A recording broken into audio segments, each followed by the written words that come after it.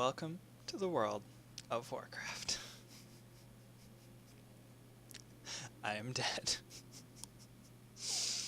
uh, so I want to talk to you guys about War Mode and what it is, the ups, the downs. Alright, so first things first, and it's basically what is War Mode. Blizzard is now getting rid of all PvP servers. There will be RP and PvE, and those are your options.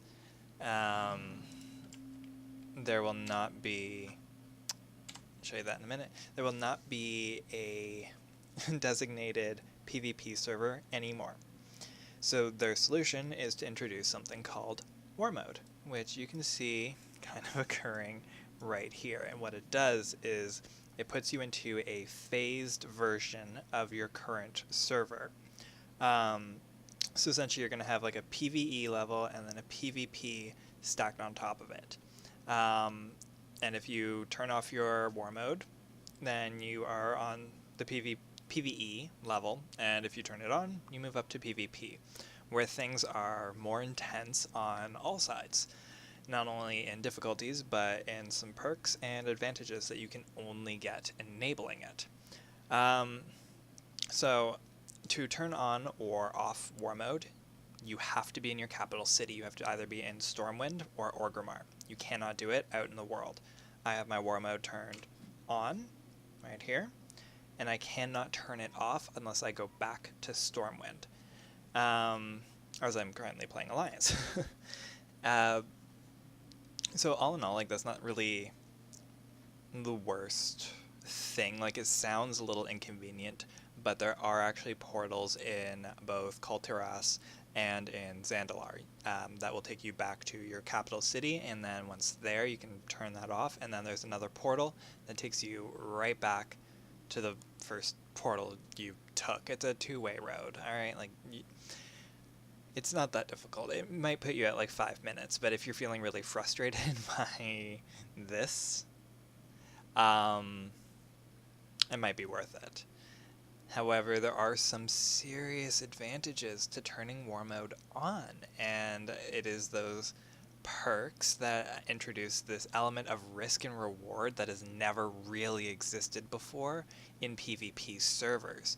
So their kind of compromise for these world PvPers, I would say, is actually a dramatic improvement over the previous system.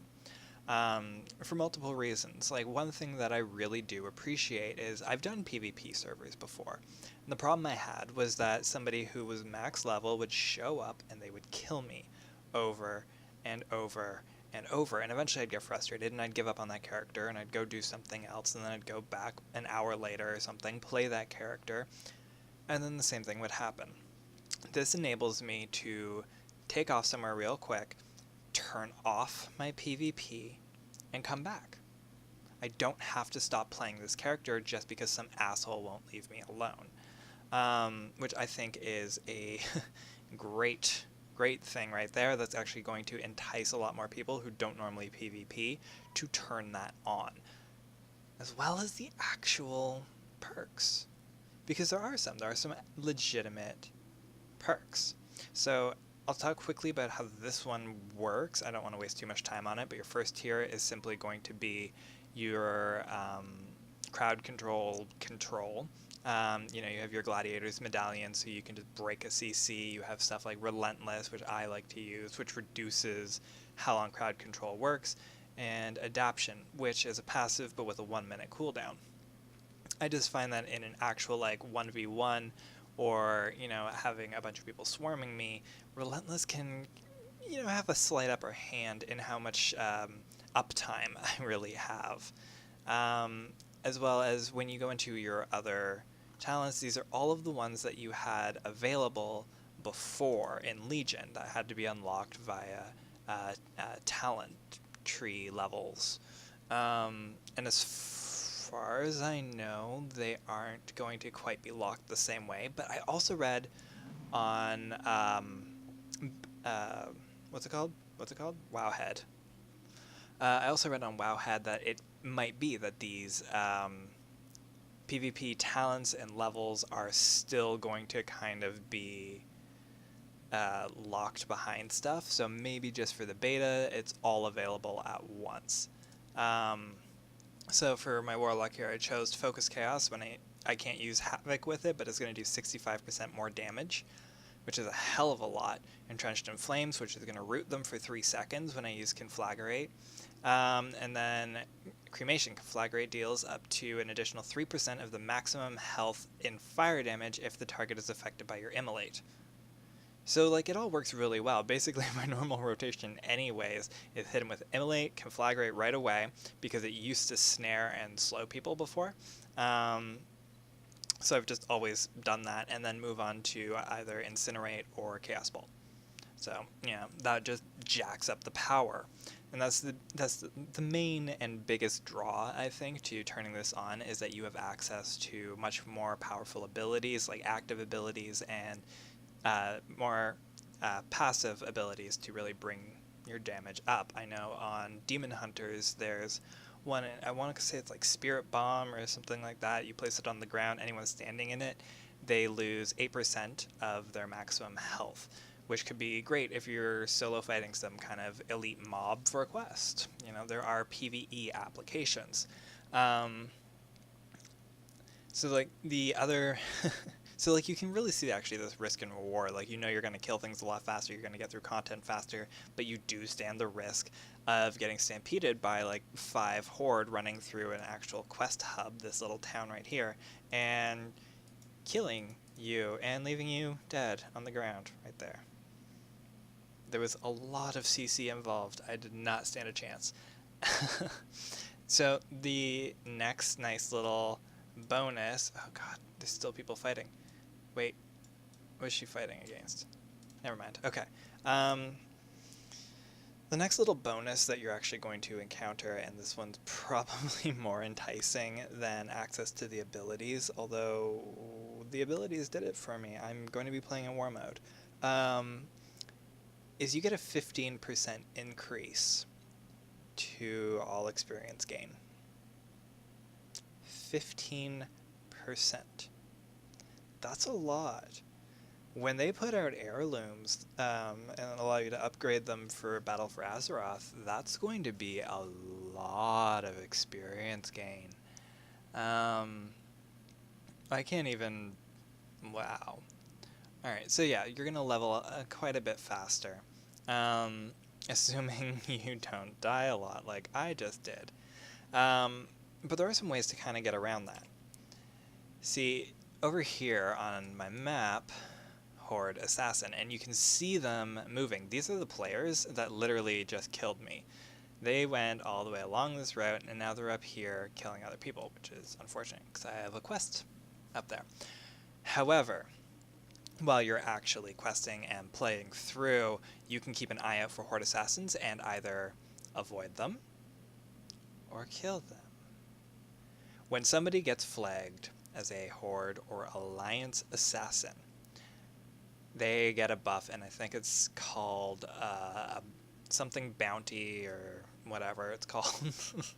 But yeah, it's called a bounty basically. And you get a huge reward of conquest.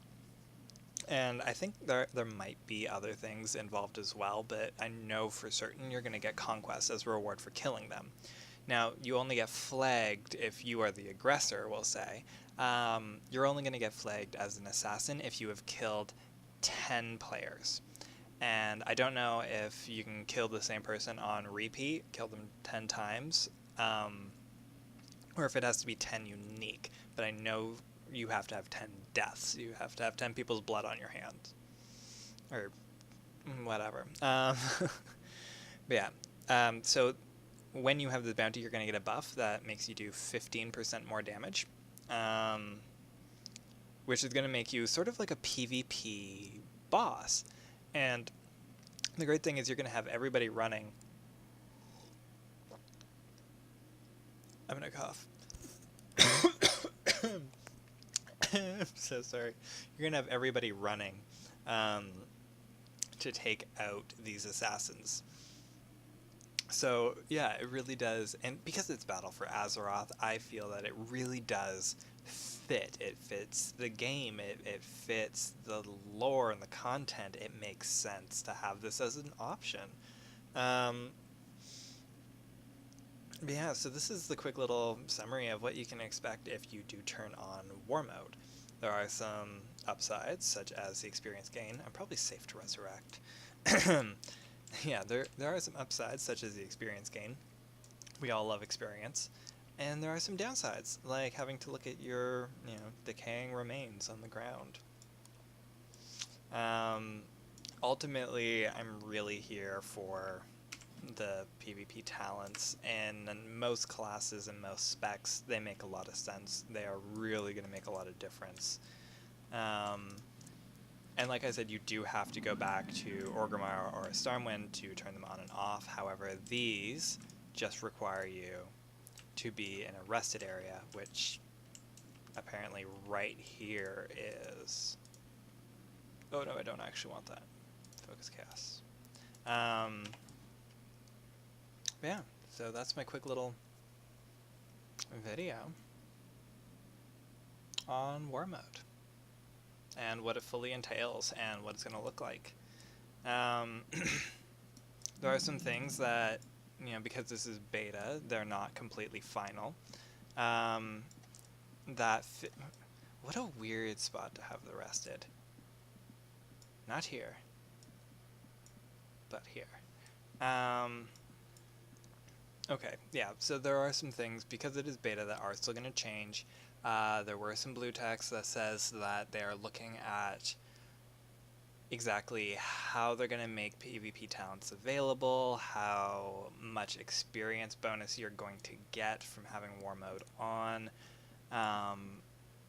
And then when you hit 120 instead of experience, because obviously that's useless to you, you're going to get a 10% increase to how much gold you get from quests, and I think drops as well. But like all of this is still going to change a bit. There's still, this is still beta. We've got a little while to go before it's live. We'll see how it all turns out. Personally, I'm quite... Oops. I'm quite excited. I don't know what I'm clicking. I'm clicking all the wrong things.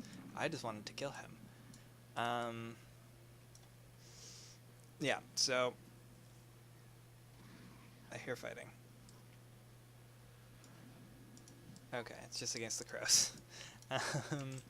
Obviously a lot's still going to change, and we're going to see how it all turns out when it goes live and as the beta patches go on, and I'm actually thinking I'm going to continue playing this and maybe streaming this. I don't know. I really want feedback on this video, how... I know it wasn't very concise, but keep in mind I want to do streaming, not like highly edited, put together videos. Maybe when I get a little bit more confident with it, because I think streaming is going to be the more nerve-wracking, terrifying aspect. So maybe once I get a little bit more confident with that and a little bit more confident with how I'm drawing blanks on all kinds of words I know I should know. I want to get to that point of confidence where I stop gestating? Gesturing? I think it's called gestating, when you speak with your hands. I want to get to the point of confidence where I don't do that a lot, because I only do this when I'm feeling a little insecure. Alright, so you know what? Yeah, this was my little video. Fucking 14 minutes. This was my video. I can't call it little anymore, on War Mode, and if you have any more questions, let me know, and I hope I answered everything. This video was based off of content that I found on Wowhead and my personal experience, and I mean deaths with it. Somebody just leveled up. Yeah, ultimately, I think War Mode is going to be a lot of fun. I think it adds a lot of interesting dynamics to the game, and I'm not normally one for PvP, but I think the biggest draw or not the biggest draw, the part that makes me not hate it or rally against it right away is simply that I can go somewhere to turn it off. It's a little out of the way, but it's doable. I don't have to just suffer being camped for an hour, right? And I like that I can see where they're at on my map. Like, they're in an area I haven't even gotten to yet. I'm still doing all of my questing over here, and I think I may have accidentally moved on to side quests instead of the main story. Whatever. But yeah, I think it'll work. I think it'll be fun, and I actually really hope people join me in doing this, because if I'm doing war mode and you're not, we cannot play together. I don't know how grouping with somebody who's not on war mode would go. I want to find out. Let's find out. Join me on beta.